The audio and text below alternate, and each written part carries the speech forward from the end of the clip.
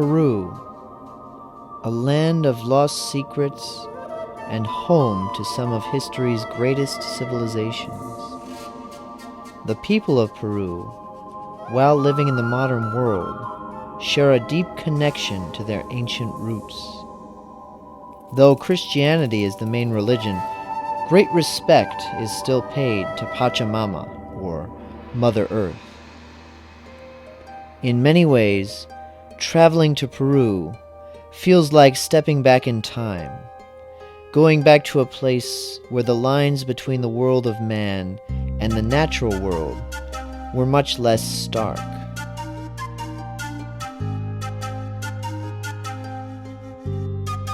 After around 20 hours of airport travel, we arrived in Cusco early in the morning. Our hotel promptly offered us some of Peru's famous coca tea to help with any potential altitude sickness we might be experiencing. Fortunately, we did not seem to notice the altitude, apart from some extra difficulty climbing all the steps in Cusco. I tried the tea several times to see what effect it had, but personally did not notice much from it. After getting a little much-needed rest, our first day in Cusco consisted of exploring the Curicancha and the Plaza de Armas. The Curicancha is one of many places in Peru where you can see several distinct styles of stonework in the same building. Some from the Inca, some from the Spanish, and some that perhaps go back much further.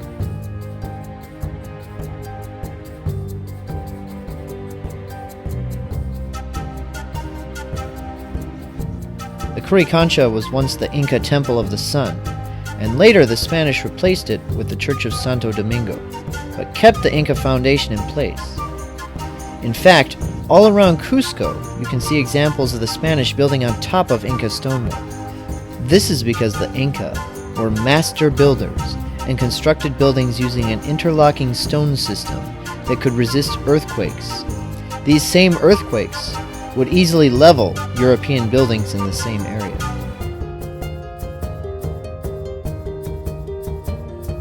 After thoroughly exploring the Curicancha, we had our first Peruvian meal. Before the food came, we tried Peru's special soda pop beverage, Inca Cola. Personally, I love Peruvian food. The seasonings are incredibly diverse, the meat's delicious, and as a potato fan, you can't go wrong. These people know their potatoes. We saw potatoes used in a number of ways with most of our meals.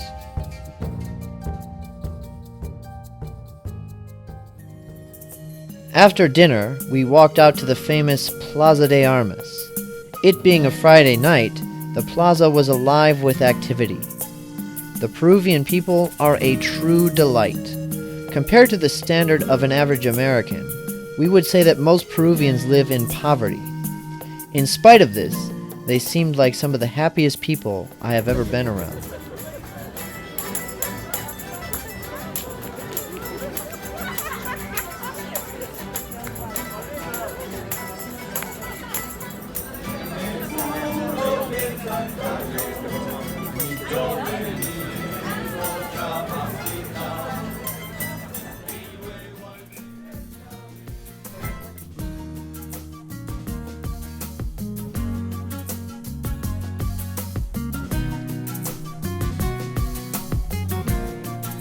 Our second day started with a bike ride through the Sacred Valley, followed by a trek up to Sacsaywaman.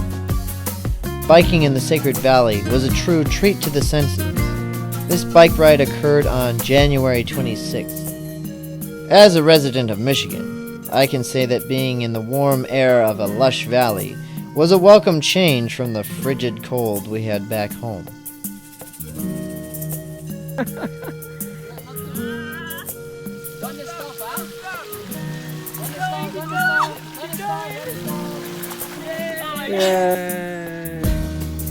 While biking the Sacred Valley, I was again struck by how wonderful the Peruvian people are. Many farmers and children took the time to greet us as we biked by while they were working their fields. You really get the feeling that these people appreciate tourists and want them to have a great experience.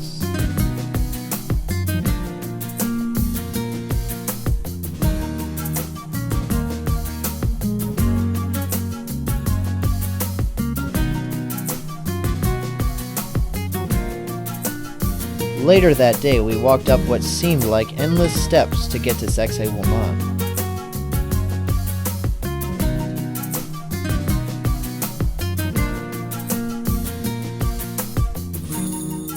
This was a site I was very eager to see. The blocks used to construct the site consist of the largest building blocks anywhere in the Americas.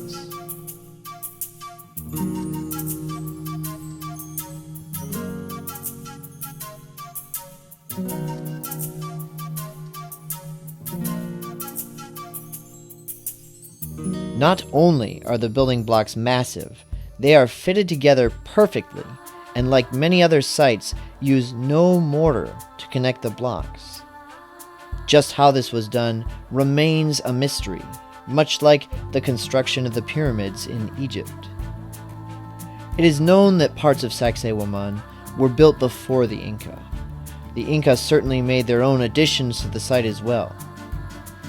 I believe the site's origins have even older roots than conventionally thought, perhaps going back to the time of an ancient cataclysm. If that statement piques your curiosity, check out the works of Ryan Forrester and Graham Hancock for more on Peru's alternative history. Near Sacsaywaman are many unusual stones featuring clearly carved ledges and steps. We were told that these were altars or thrones for the Inca, although in some cases it seems like a larger structure was ripped apart by some massive cataclysm in antiquity.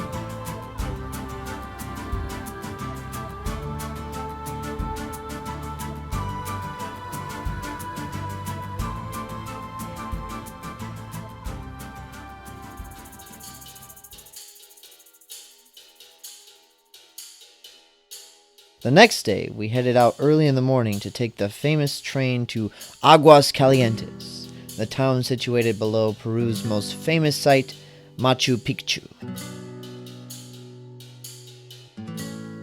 Before arriving at Aguas Calientes, we got off the train so that we could do a day hike on the Inca Trail. Our particular hike was about 7 hours and followed the original Inca Trail to Machu Picchu. If you have the ability, I highly recommend this method of getting to Machu Picchu, as there are many incredible sights and features that you will only see by hiking the trail.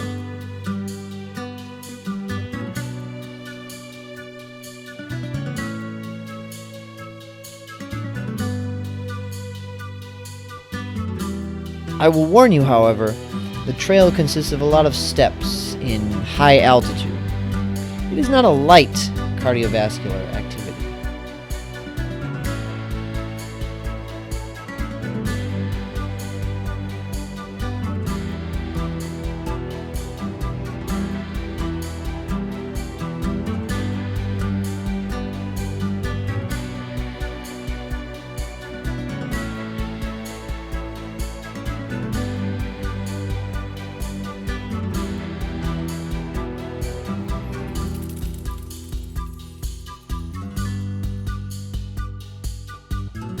Once you reach the end of the Inca Trail, you will see Machu Picchu from the Sun Gate. This was one of the most awe-inspiring sights I have ever seen.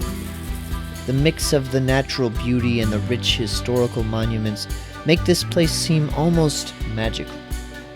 It's hard to believe you aren't dreaming when standing there. When we got to Machu Picchu, we took a bus back down to Aguas Calientes. The next day we took a bus back up to more thoroughly explore the site.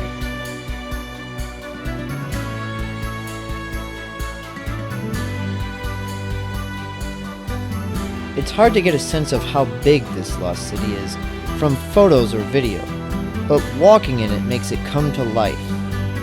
Of particular interest to me were the terraces one sees in many of these Inca sites.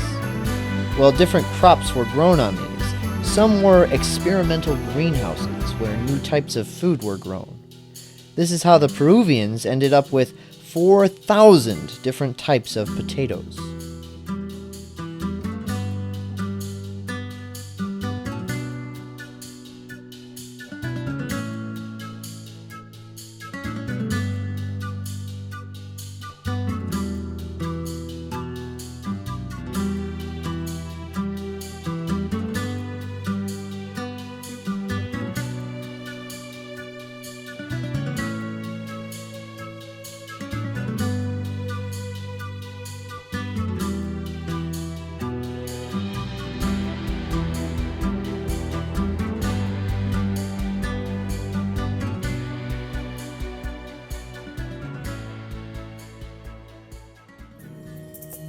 The next day, we began our trek toward Puno, where Lake Titicaca is located. Along the way, we stopped at several sites, including a beautiful church, farming village, and highlands where snow-capped mountains were just above us.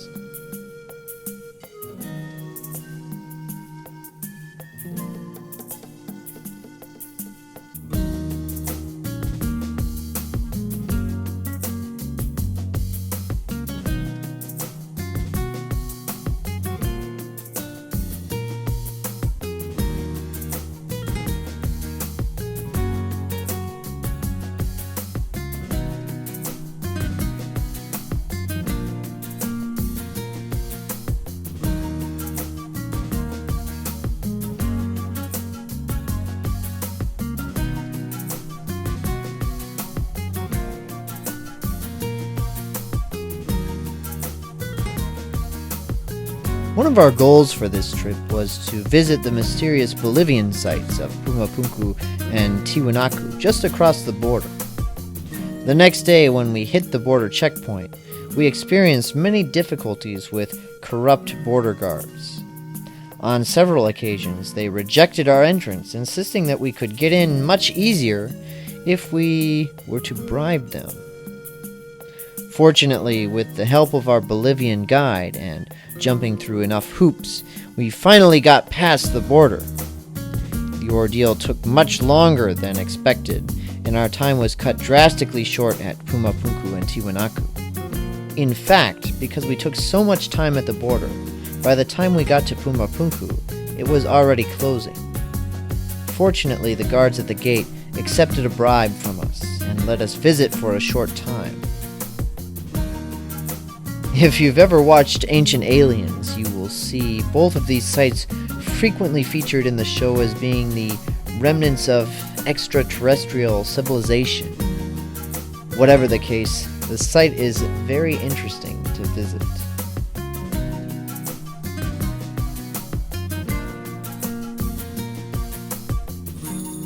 We finished the day overlooking the high-altitude Bolivian city of La Paz, and stayed the night there before flying to Lima the next day.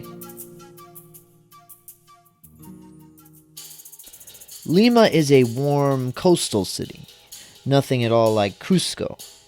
While Cusco feels like an old city still in touch with its ancient roots, Lima certainly feels like the modern capital that it is. In Lima, the traditional Peruvian clothing and way of life are replaced by modern Western clothing and traditions. While Lima does not have as many historical attractions, it does offer many other activities for visitors. On the last day, for example, part of our group swam with sea lions, while the rest of us walked around the city.